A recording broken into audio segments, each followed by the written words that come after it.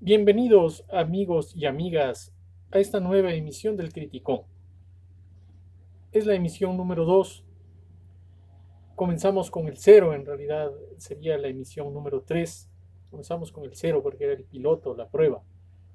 Pero esta le llamamos emisión número 2 y tenemos pues a un invitado que ustedes seguramente reconocen, el coronavirus. Por eso estoy yo con mascarilla, gafas y hasta casco. Porque en este número 2 del Criticón nos hemos dedicado a recordar el pasado reciente, a recordar los acontecimientos de los últimos años, en un afán por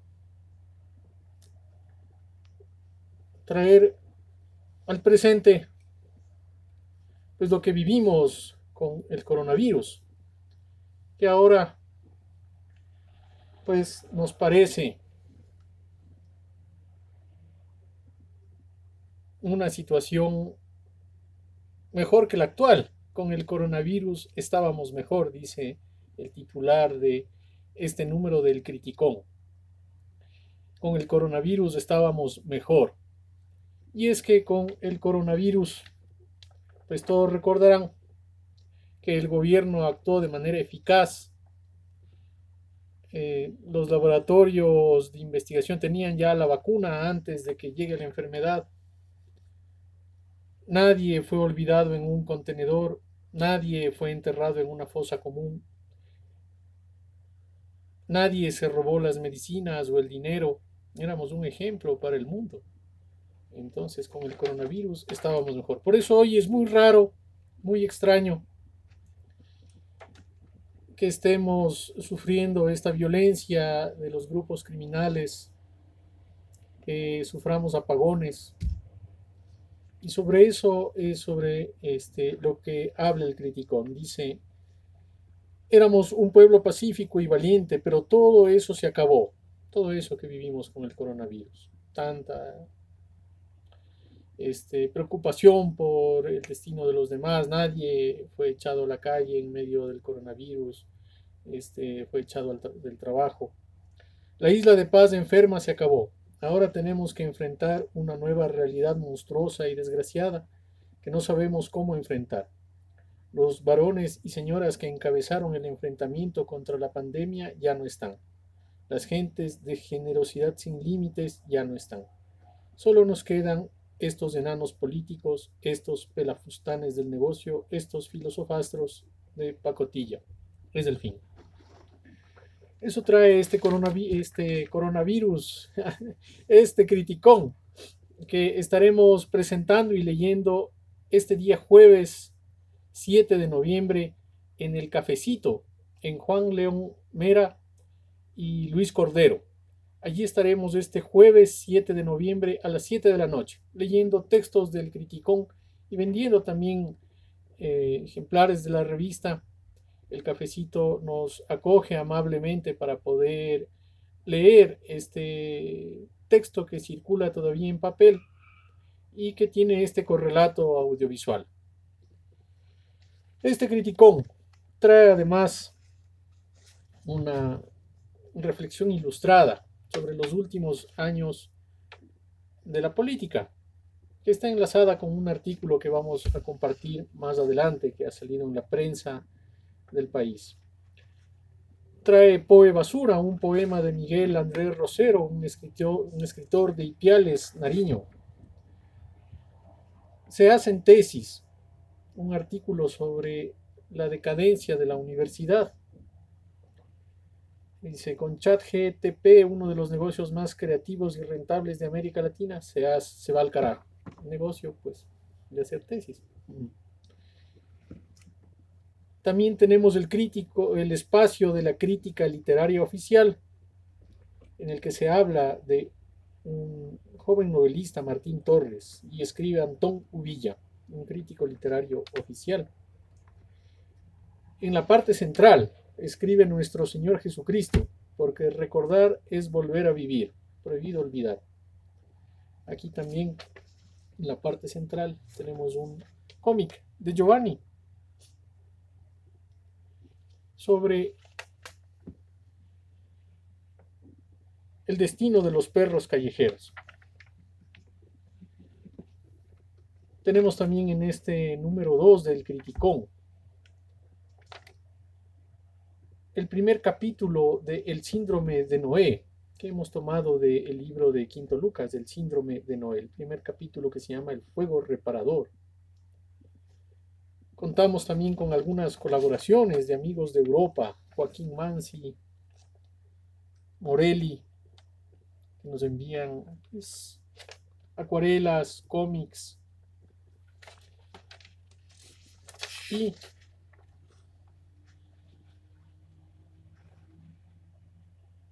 una breve reflexión sobre un libro que ha publicado el Criticón.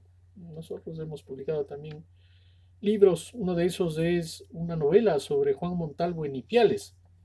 Y les contaremos más sobre este artículo y sobre la vida de Juan Montalvo en Ipiales. Además, al final estaremos leyendo unos textos de Montalvo porque indudablemente es el gran escritor satírico de nuestro país, el gran insultador, el maestro del dicterio, como decía Unamuno.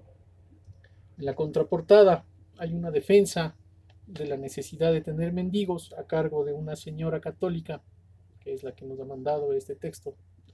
La necesidad de tener mendigos. ¿Qué sería de este mundo sin mendigos? Sería en realidad invivible, pues es como si dijéramos que puede existir un mundo sin pobres. Y tal cosa, como nos han enseñado desde pequeños, no es posible. Está ya circulando el Criticón número 2, con nuestro artista especial Roque, que ilustra las portadas de esta publicación. Ha hecho un coronavirus riéndose y con ese diente pues, un poco cariado. Llegamos ya pues al número 2, aunque el primero decíamos que era el número 0, 0, 1 y este es el 2. Venimos de una tradición de periodismo humorístico, de escritura satírica. Hacíamos antes este periodiquillo La Fulana, que tuvo 7 ediciones y circulaba en Quito. Y pues habrá alguien que todavía lo guarde. Claro, lo hacíamos con amigos que hoy también están colaborando con el Criticón. Bueno, ¿qué trae la prensa de estas últimas 2 semanas? Pues en principio quisiera yo contarles sobre un artículo de Fernando López Milán, publicado en Plan B. Dice este artículo: círculos viciosos. La historia política reciente nos ha hundido en la oscuridad. Y si lo ha hecho es porque ella misma es oscura. Dice Fernando López Milán, publicado el 28 de octubre. ¿A dónde nos ha conducido la historia política nacional de los últimos 17 años? La respuesta es sencilla: a los apagones. En ellos concluye y en ellos se revelan sus rasgos más característicos: corrupción, indolencia, irresponsabilidad, despilfarro, mediocridad, improvisación, cortoplacismo, obstruccionismo, demagogia, falta de sentido de la realidad, ignorancia y pura y llana estupidez. Pues justamente de eso tratamos nosotros en este número 2. Miren, ahí están nuestros políticos, convertidos en pulpos, convertidos en vampiros, sentados en una silla llena de metralletas, y el último, que es una especie de mezcla degenerada de todos los demás, que ha terminado por arruinar a ese personaje de las caricaturas, ¿no? Y pues aquí está lo que posiblemente nos viene después.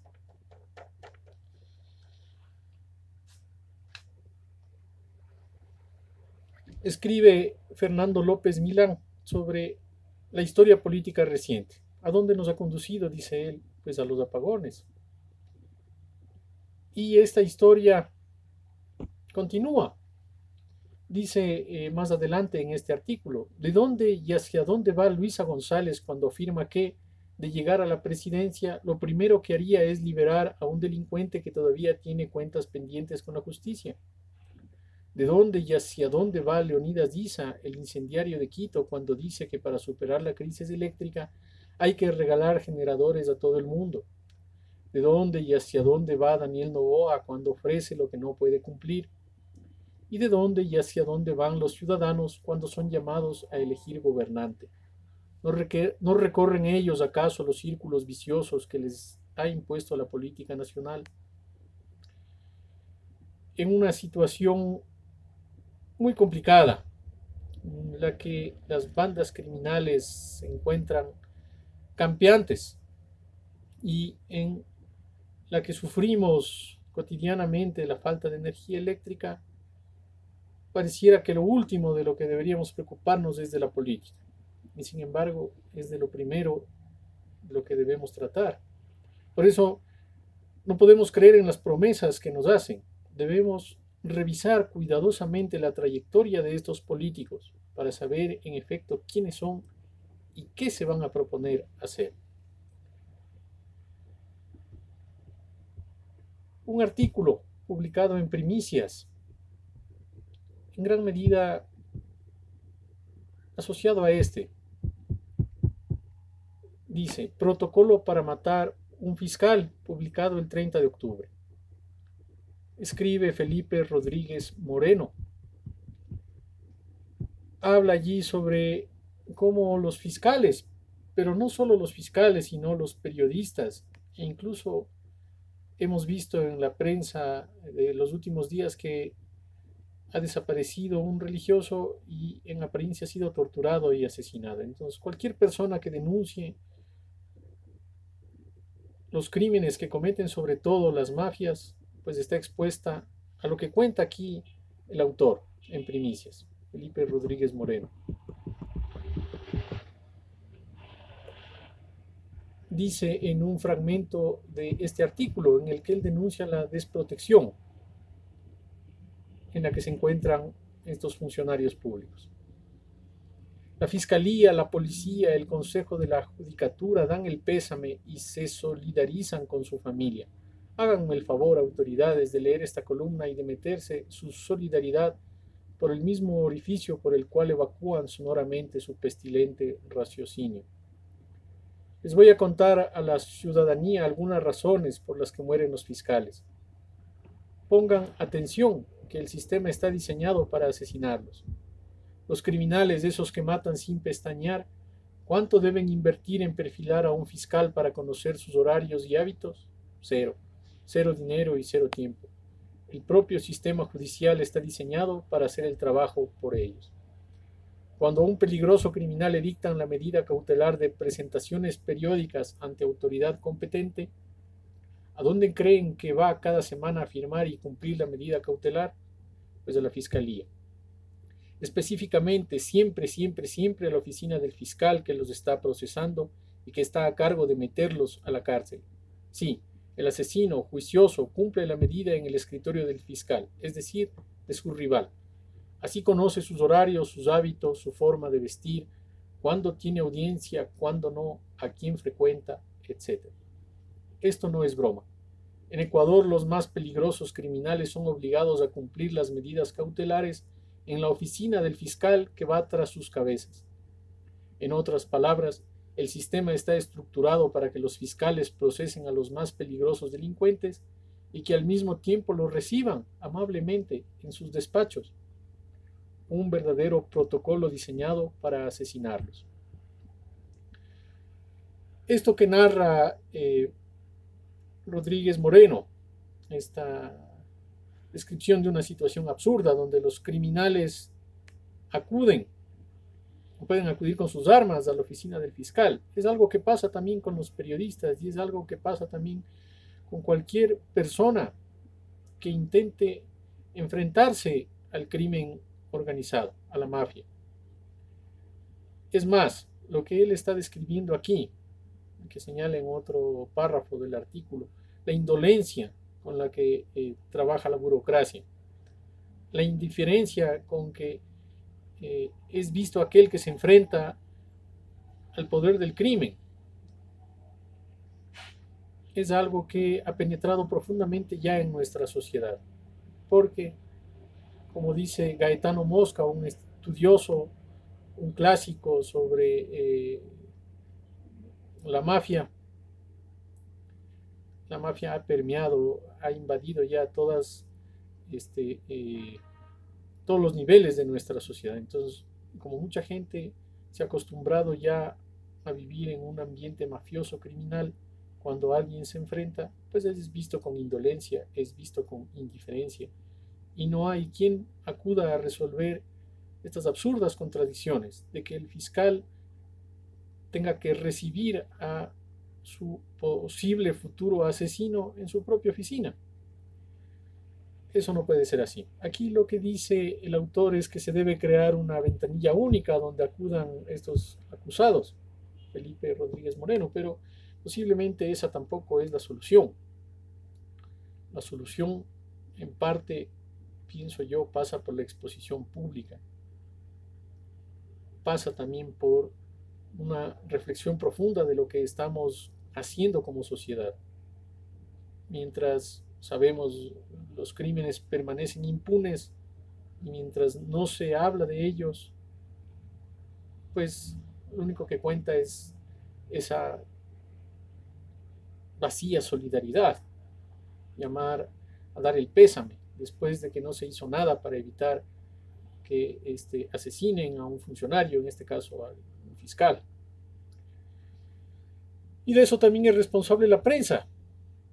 Miren, Diario Expreso, que tiene unos editorialistas interesantes, tiene un suplemento de farándula. Sabemos además que es la misma empresa del Extra. Pero publica artículos como estos. ¿Cuántos súper ricos hay en Ecuador? Esto dice el Banco Mundial. Miren, la prensa debe tratar problemas interesantes. Yo entré a ver qué decía el Banco Mundial sobre este tema, directamente a la página del Banco Mundial. Que si eso no aparece en la portada de la página del Banco Mundial. Habla de los precios mundiales de los productos básicos. Habla de el Banco Mundial duplica sus compromisos de financiamiento en el sector agrícola, nuevos objetivos para impulsar las oportunidades económicas de las mujeres. De eso habla, no habla de los súper ricos, porque es un tema mucho más cercano al amarillismo, al espectáculo. ¿Cuántos súper ricos hay? No es un tema importante. Lo que importa en realidad, y curiosamente es curioso que el Banco Mundial se encargue de eso, es la agricultura, las mujeres.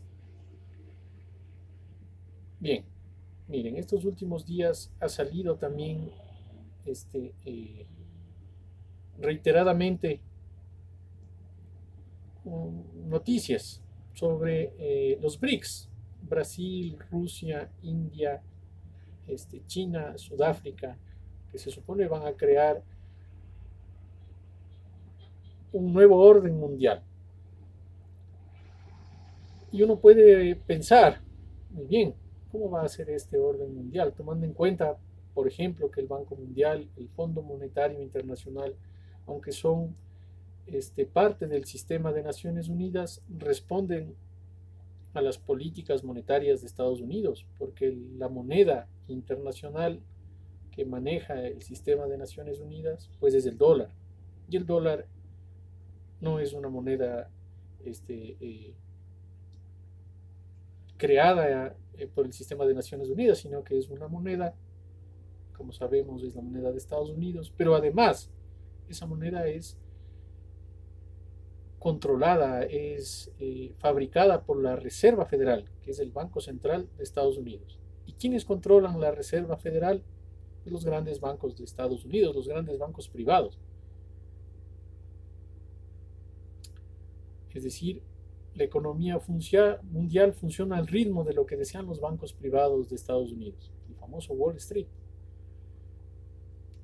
Y sin embargo, a pesar de responder a los grandes bancos de Estados Unidos, pues el Banco Mundial trae esto. Miren, compromisos de financiamiento en el sector agrícola, nuevos objetivos para impulsar las oportunidades económicas de las mujeres. ¿Será que eso también buscan hacer los BRICS, estos países que intentan reemplazar la hegemonía de Europa y Estados Unidos? No lo sabemos. Miren, es fácil decir, queremos un orden alternativo, pero ¿cómo va a ser ese orden? Miren, Immanuel Wallerstein, que es un sociohistoriador muy conocido, dice, es posible que el orden alternativo sea mejor, o es posible que sea peor. Entonces no es tan fácil desligarse de un orden que, sin dejar de ser jerárquico y a veces injusto, podría ser reemplazado por otro que sea aún más complejo, aún más jerárquico y aún más injusto. No es que pensemos que los BRICS podrían no crear un orden alternativo. De hecho, pueden hacerlo, pero ¿bajo qué proyección? Miren, lo que ha hecho China durante estos últimos 40 años ya es replicar en gran medida el progreso, la modernidad de Occidente. ¿Cuál ha sido la alternativa que nos ha presentado China a los países de la periferia, como los países latinoamericanos y los países de África? Pues los ha convertido en fuentes de materias primas. Ese es el orden alternativo que estamos buscando. Bueno, son 20 minutos ya de emisión y quisiera yo contarles algo sobre Juan Montalvo en esta última emisión, en esta última edición del Criticón. Les decía yo que hablamos sobre un libro que acaba de aparecer, Montalvo en contra o a favor, y es que intentamos presentar el libro aquí en Ecuador. Acudimos a la Casa Museo de Montalvo, que queda en Ambato, y lo que nos preguntaron es si el libro estaba en contra o a favor. Miren, como si hacer un libro sobre un personaje histórico fuera, sin duda tiene algún carácter político, pero la historia hace que sea pasivo en los ánimos y por lo tanto que reflexionemos sobre el pasado. ¿Qué es lo que cuenta ese libro? Ya les voy a decir. Cuenta algo un poco duro sobre Montalvo, que es un libro escrito por un autor de Nariño, de Ipiales, José Miguel Oviedo Risueño, en el que él se detiene en la época en que Montalvo vive en Ipiales. Allí escribe Las Catilinarias, que es quizás su mejor obra, donde hace una crítica, una burla fenomenal de Ignacio de Ventimilla. Miren, entonces yo les voy a leer primero lo que dice de Ventimilla cuando se refiere a los pecados en los que cae este dictador. Y es muy gracioso porque cuando se refiere a la gula dice lo siguiente. Miren, dice: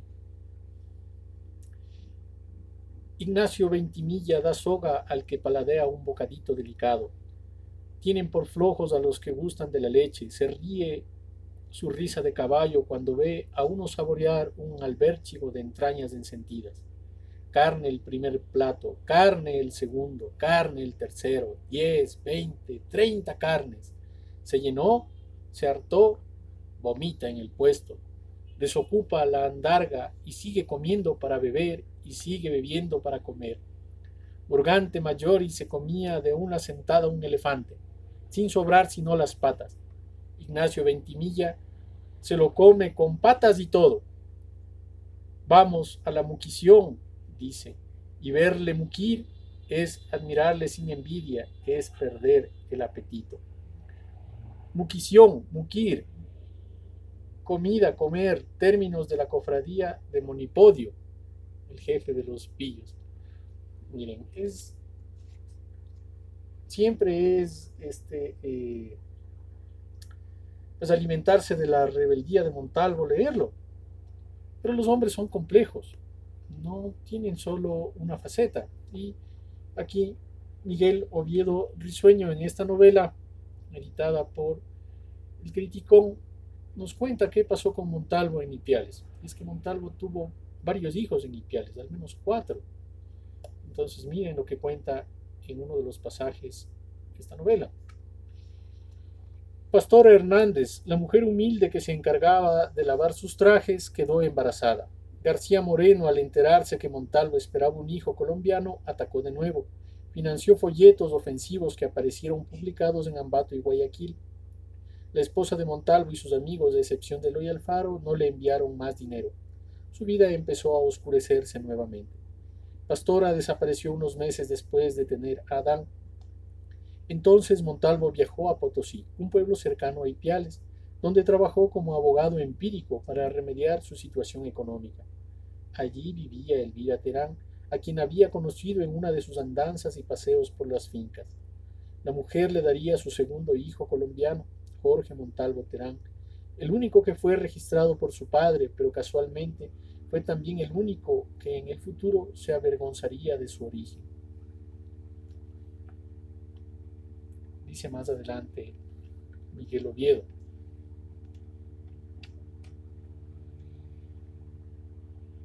Juan tiró hacia abajo el vestido y ella le ayudó a quitárselo. Y esto, murmuró abrazándola con fuerza. Mercedes empezó a besarlo sin vergüenza alguna. ¿Te gusta? Me gusta mucho. Siguió acariciándola hasta que él mismo no pudo más. Con la mano libre tiró hacia abajo del escote del vestido, dejando al descubierto un diminuto sujetador de encaje rojo que apenas podía contener sus pechos. Juan se lo quitó en unos segundos e inclinó la cabeza para acariciar sus pechos. Mercedes echó la cabeza hacia atrás, dejando escapar suspiros de placer. Bueno, miren, claro, en el museo posiblemente no les gustaba esta faceta de Montalvo, pero Montalvo era un hombre muy famoso, muy célebre, y seguramente las mujeres, como cuenta en la novela, se enamoraban muy fácilmente de él. ¿Por qué obviar, por qué ocultar esta parte de la historia? Tuvo 4 hijos en Ipiales.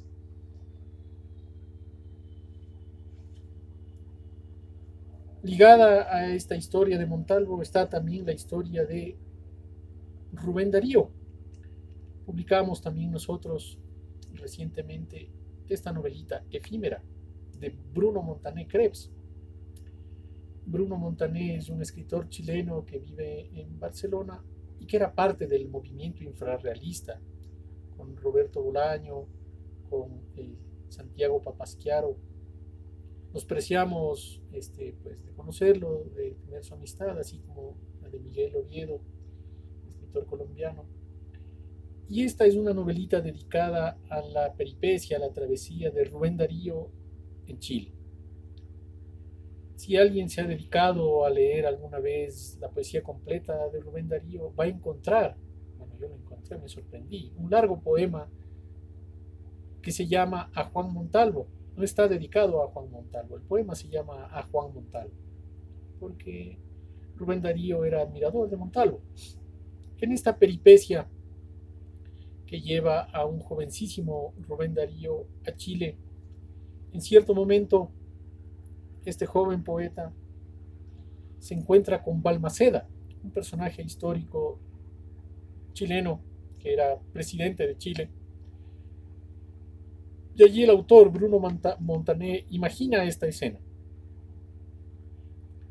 El presidente bromeó sobre algún tema para lograr cierta distensión, pero al instante pasó a contarnos que un empresario inglés había querido hacerle un regalo y se sintió en el deber de no aceptarlo.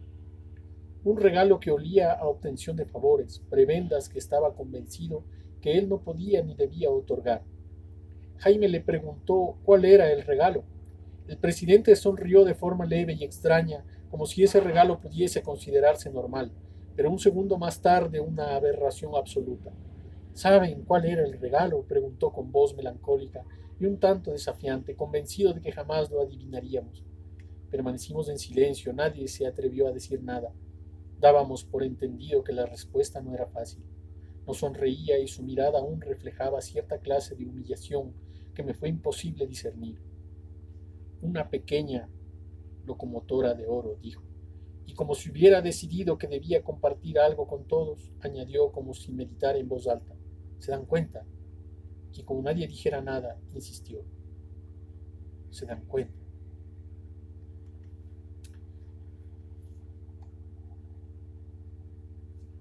Bruno Montané, efímera, Miguel Oviedo Risueño en tinta verde, libros que hemos editado y que llevaremos el día jueves 7 de noviembre a las 7 de la noche. Estaremos en el cafecito leyendo artículos de El Criticón. Y también llevaremos estas novelas por si alguien tiene interés. El Criticón circula ya en la ciudad de Quito. Quien tenga interés, pues búsquelo, cómprelo. Están cerca de 20 kioscos, revistas. Pueden buscarnos en Facebook como Philip allí. Estamos así en Facebook. Y allí están indicados de forma específica los lugares donde se encuentra el Criticón. Estamos haciendo periodismo independiente. No nos subsidia ninguna universidad. No somos el canal público. Tampoco vivimos de la publicidad de las grandes empresas e intentamos tener una mirada distinta. Nos despedimos hasta dentro de 15 días. Mucha suerte.